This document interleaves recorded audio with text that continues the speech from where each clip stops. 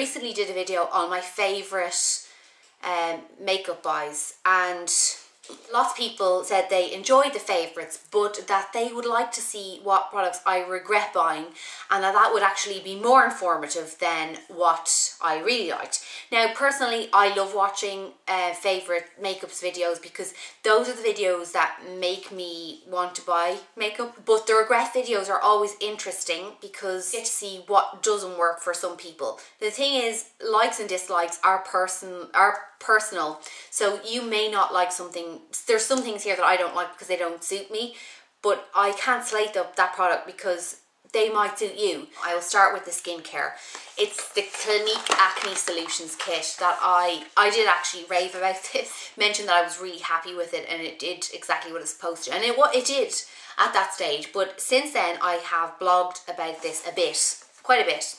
And things turned a little ugly after a couple of weeks of using it. So for the first couple of weeks my skin was clear and brilliant, and then into the 4th and 5th week I blogged about it because it started to break me out. And now I consider that it could be other products, but to be honest, so as an experiment I stopped. I didn't use any of my other products for 4 days, and I just used this at night and in the morning.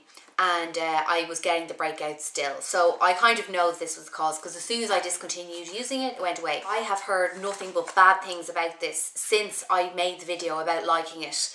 And particularly on makeupandbeauty.ie, when I did the post about it first, saying that I was hopeful it would work, people were like, be very careful of this, it contains a lot of chemicals, it's very harsh. And a lot of people were saying that that it made their skin worse. So I have to say I'm on board with those people. It had a short-term nice effect on my skin, but long-term disaster. And since then, as you probably know by now, that I've kind of decided to avoid all harsh chemicals on my face, well, excluding what's in makeup, but I've decided to kind of steer clear of things that dry the crap out of your skin, and actually go with a nourishing approach and trying to kind of nourish my sensitive skin rather than strip it dry. So I'm done with Clinique 3-Step. I shan't be returning. Okay, the next thing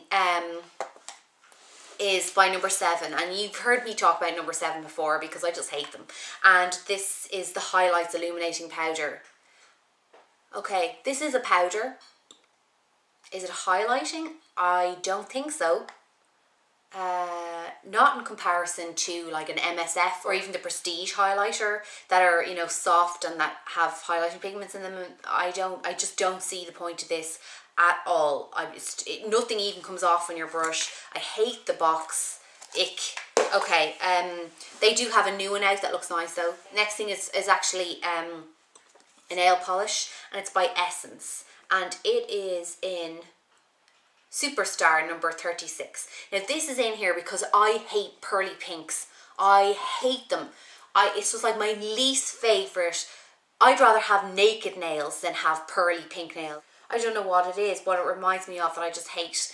You know, like those, like a pink wash that has like, that looks blue when you turn the light. It's not for me and I hate it. But they're really nice nail polishes. Stila Major Lash Mascara. This is a shame because this is good for a few reasons. First of all, it's very black. Second of all, it actually is quite, you know, it's buildable and actually does make your lashes look really full and dark, a good lengthening power. Thirdly, it has a small brush, which is great if you have blonde eyelashes and you need to get behind the lashes to get rid of all the blondness and make them look black, because the big brushes are hard to do that, to get it right down to the root with. So it's great for all those reasons. And the downside is, and the reason it's in my regrets, is that it makes my eyes stream. Anytime I've worn it, water has literally just pumped out of my eyes until there is no mascara left. So there's obviously something in here that irritates my eyes, which I'm really annoyed about because I actually like the mascara. Next one is a lipstick, and it's Coral Fire by Maybelline. And this is in my regrets just because I can't wear it and I'm a bit annoyed about that. And I look like a corpse. So that's really, I really regret buying that. It seems to pick out the yellow in my skin and make me look yellower, which is not nice. And the next one is actually a hair product, so I hope this is okay. It's a Bump It. I don't know how to use it. I follow the instructions and I watch videos. It doesn't stay on my head. And as soon as the wind blows, like we live in like a really windy country, so it's not, if I was just walking around, you know, a supermarket or something, okay, that's fine. But if you want to go outside in the wind, I don't have enough hair to like, for it to sink all the way into those grooves. And even with hairspray and stuff, you can still see this underneath. Now I know I'm not blonde anymore, but I was using this when I was blonde, and it's a big, I just kind of couldn't work it. I think if you've really thick hair, this would be good. My hair is too thin at the moment for this to do anything. Okay, 2 glosses. First gloss is Sephora Gloss Ultra Brilliance, and this one is in 12. I actually really liked this when I got it, and I thought it was really pretty, and I wanted more of them, and I only bought 2, and I remember saying, oh, I wish I bought more. I'm now glad that I didn't buy more. This disappears after like 20 minutes. I don't expect gloss to last forever. But what happens is after 20 minutes, you've no gloss left, but you have glitter left. And you can feel it, and it feels like dry skin in your lips. And instinctively, I start like rubbing my lips, trying to get whatever it is off, and spreading it all over my face. So these, I don't like these at all. I think they're glosses, they're kind of glosses that don't have glitter in them would be a much better option. Another glittery lip gloss, I'm afraid, and this is by MAC. And it's a Dazzle Cream in perfectly unordinary. This caught my eye when I was in Chicago. I was like, oh my god, how pretty is that? And it's so bright and delicious and lovely. It looks awful on me. Awful. Now, I'm not actually going to get rid of this. I'm going to hold on to this until summer. I've gone back to my normal hair colour, and this didn't work when my hair was blonde either, but it was the depths of winter. So I'm hoping when I'm a little more tanned in the summer that this will work. It reminds me a lot of colour crafted lipstick, which I love. So it's kind of like a yellowy tone pink. So I'm hoping this will work for me when I have a tan and I'm back to blonde. Benefit Moonbeam is next. Now, this is only in here because I don't think this is real. I don't think this is a real Benefit product. And I bought it online, and I have a sneaky suspicion. I also ordered Posy Tint, and the Posy Tint bottle was very different to the Moonbeam. I went on to investigate further. The person who had sold it to me was also selling like 1,000 of these, so they're it's very unlikely that it's real. The brush is kind of scratchy and stuff, and it does give the glow, but it's gone after like 20 seconds. So the only reason this is in here is because I just don't think it's real. I'm going to finish with foundations. Before I do that, I want to mention one more lipstick, and it's from MAC, and it is Sandy B. And here it is here. And doesn't that look lovely? And it just looks amazing. And it's a frost lipstick.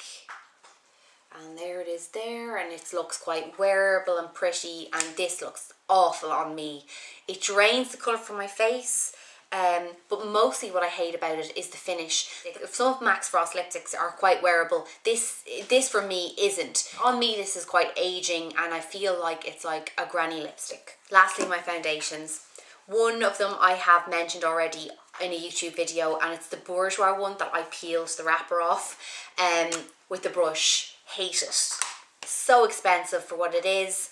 Absolutely not worth it at all. I don't like the coverage, I don't like the finish, I don't like the brush. Most of all, I don't like the price for what you're getting. Next foundation in line for the Guillotine is Laura Mercier Oil Free. And I've done a whole blog post on this detailing the good, the bad, and my conclusion. So if you want to read that, you can. I don't like this. The shades available, I couldn't find one that suited my skin tone at all, and it's ridiculously expensive. So those are my regrets. Maybe in another month or 2 I'll do another one of these. If you find them useful, just let me know. Okay, thank you for watching. Bye.